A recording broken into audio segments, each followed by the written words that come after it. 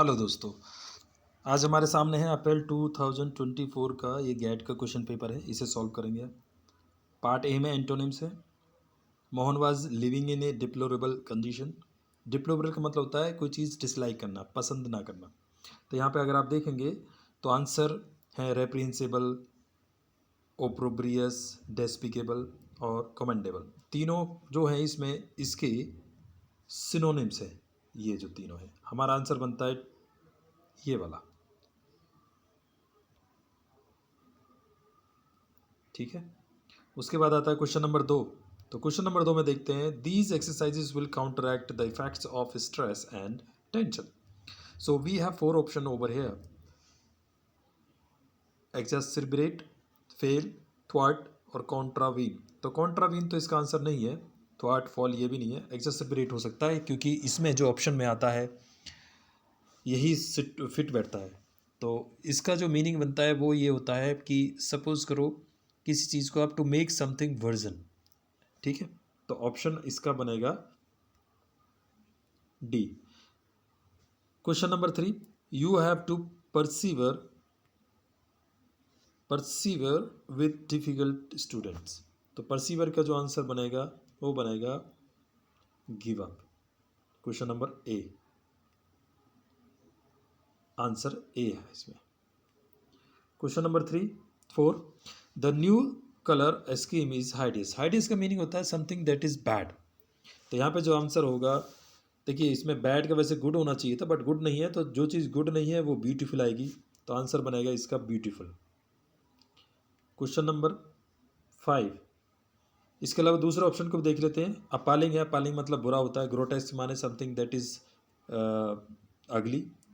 और मैकाबर, मैकाबर का मतलब होता है that is something unpleasant. Everywhere they go they squander their earnings. Everywhere they go, squander, squander का मीन होता है लेविश, खर्च करना, फालतू खर्च करना। तो स्प्लर्ज इसका सिनोनिम, फीटर अभी भी सिनोनिम है। स्कूटेबल ये बनेगा नहीं इसमें, ये क्योंकि ये एक एडजेक्टिव होगी, एबल लग गया इसमें। मैनेज होगा, तो आंसर है मैनेज।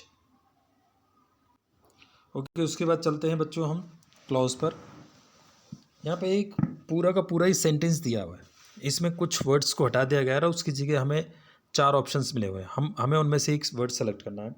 तो क्वेश्चन नंबर 6 में यहाँ पे देखिए 4 ऑप्शन है: personally, sorry, passionately, continuously, deadly, throughoutly, thoughtfully. देखिए थॉटफुली का कोई बनता नहीं है, आप यहाँ के कीवर्ड से आप सेलेक्ट कर सकते हैं, कीवर्ड के माध्यम से आप देख सकते हैं। तो पैशनेटली इसका आंसर नहीं बनता, कंटिन्यूली आंसर बनेगा, यानी 6 का बी आंसर है। 7th में अब देखिए यहाँ पे दीज है, दोज है, दिस और दैट की बात हो ही नहीं रही है, चेंजेस की बात कर रहा है यहाँ पे, तो दीज आएगा ऑप्शन, यहाँ पे दीज आएगा। तो 7वें का ए, 6 का बी। 8th पर अभी क्या बात कर रहा है यहाँ पे, किस चीज़ में बात है? एक्टिविटीज़। एक्टिविटीज़ हमारी यहाँ पे किस बारे में हो रही है? ह्यूमन एक्टिविटीज़ की बात कर रहा है। प्रैक्टिकल यहाँ पे होगा नहीं ऑप्शन है, और डी ऑप्शन होगा नहीं, तो या तो बी होगा, सी होगा। जियोलॉजिकल एक्टिविटीज़ अपने आप हो नहीं सकती है, इतना बड़ा डिस्ट्रक्शंस, ग्लोबल वार्मिंग और ये जो चीज़ें हैं ये ह्यूमन एक्टिविटीज़ की वजह से ही होती हैं। क्वेश्चन नंबर 9, क्वेश्चन 9 को पढ़ोगे आप तो आपको दिखेगा यहाँ पर असिमिलेशन की बात कर रहा है। ठीक है, क्योंकि यहाँ पर 4 ऑप्शन है: एब्सोल्यूशन, कलेक्शन और एक्यूमुलेशन। एक्यूमुलेशन कहते हैं किसी चीज़ को आप धीरे धीरे जमा कर रहे हो, गैदर कर रहे हो। कलेक्शन भी वही है। एब्सोल्यूशन होता है चर्च में जाके या कहीं आप ईश्वर के सामने, अपने इष्ट के सामने अपनी गलती स्वीकार करना, अपने पाप स्वीकार करना। क्वेश्चन नंबर 10th में देखिए यहाँ पे एन एटमोसफेयर की जगह हम लिखेंगे the atmosphere. Question number 11, raise, hike, rise, balance. अब देखिए यहाँ पे ऑप्शन है हाइक, हाइक इकोनॉमिकली होता है और बैलेंस नहीं, तो या तो रेज होगा, राइज होगा। रेज खुद होता है, राइज, रेज होता है किसी को आप उठाना, राइज माने उगना एक तरह। तो रेज की जगह हमें लगाना है राइज एयर टेम्परेचर, ये आंसर होगा। क्वेश्चन नंबर 12 में देखेंगे तो हम क्रस्ट है, कोर है, मेंटल है। तो यहाँ पे जो ऑप्शन होगा, हम क्रस्ट की बात नहीं कर रहे, कोर की नहीं बात कर रहे, मेंटल की बात कर रहे हैं। यहाँ पे मेंटल की बात कर रहे हैं क्या? लेकिन नहीं, कोर, क्रस्ट और मेंटल तीनों ही पृथ्वी के पार्ट है, अर्थ के पार्ट है। तो हमारा प्लानेट आंसर आएगा।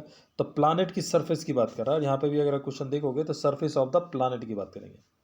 क्योंकि हमारी कोई भी जो भी मौसम संबंधी गतिविधियाँ होती हैं या कोई भी एक्टिविटीज़ हैं जो इस तरह से ये गैसेस का, एनवायरनमेंट का, डिफॉरेस्टेशन की बात हो रही है, तो ये सब चीज़ें क्रस्ट में नहीं है, कोर में भी नहीं है, मेंटल भी नहीं है। मेंटली दोनों का भाग होता है, क्रस्ट और कोर का। तो आंसर में इसमें सरफेस ऑफ द प्लानट ही आएगा।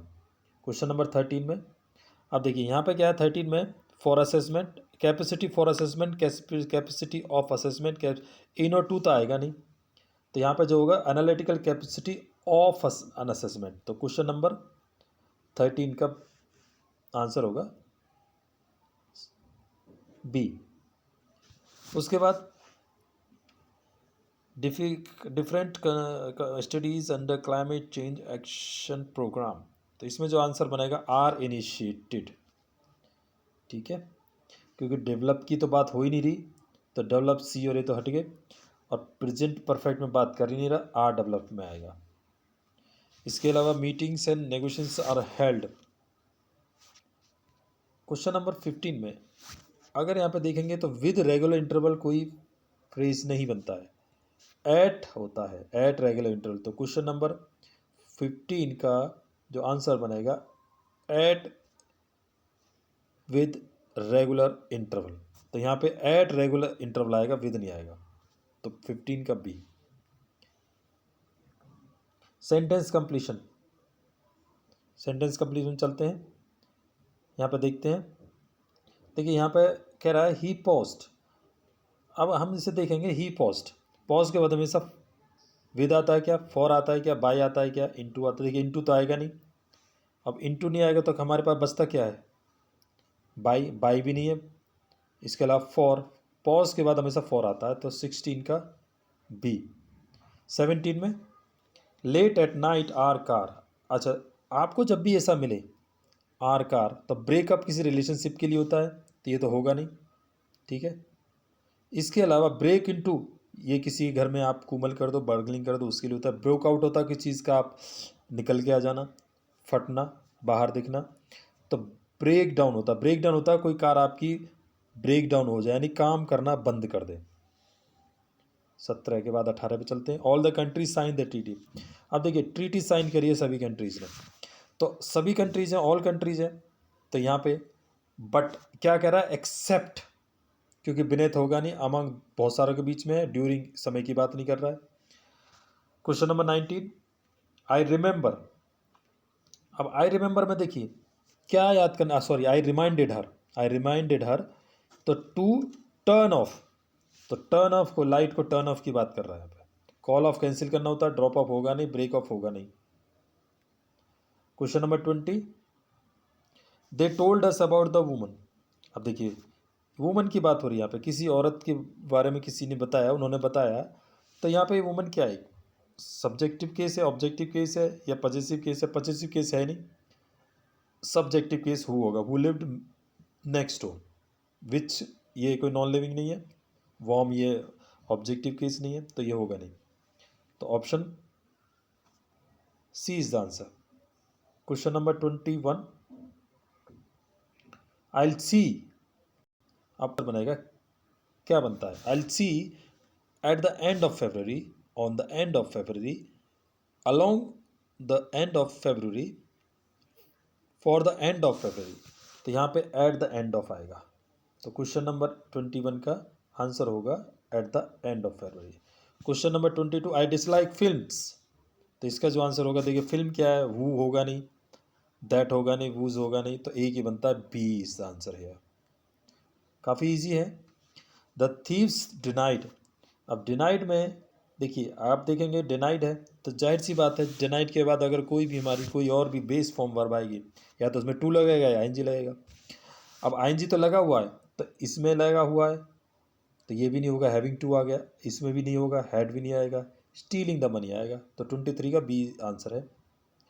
24, did you drop out to, तो अभी देखिए ड्रॉप आउट के बाद देखिए सेम है, तो ड्रॉप इन है, ड्रॉप बिहाइंड है, ड्रॉप अवे है, तो किसी को भी अगर रास्ते में ड्रॉप करेंगे तो क्या होगा, ड्रॉप आउट होगा क्या, ड्रॉप आउट तो स्कूल के लिए होता है, स्कूल को ड्रॉप आउट का हो गया वो, तो ड्रॉप इन होगा।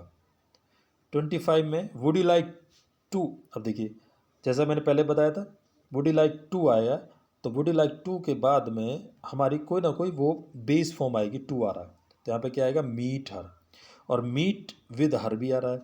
तो मीट विद हर इसलिए नहीं होगा क्योंकि मीट और मैरी के बाद विद का प्रयोग नहीं किया जाता है।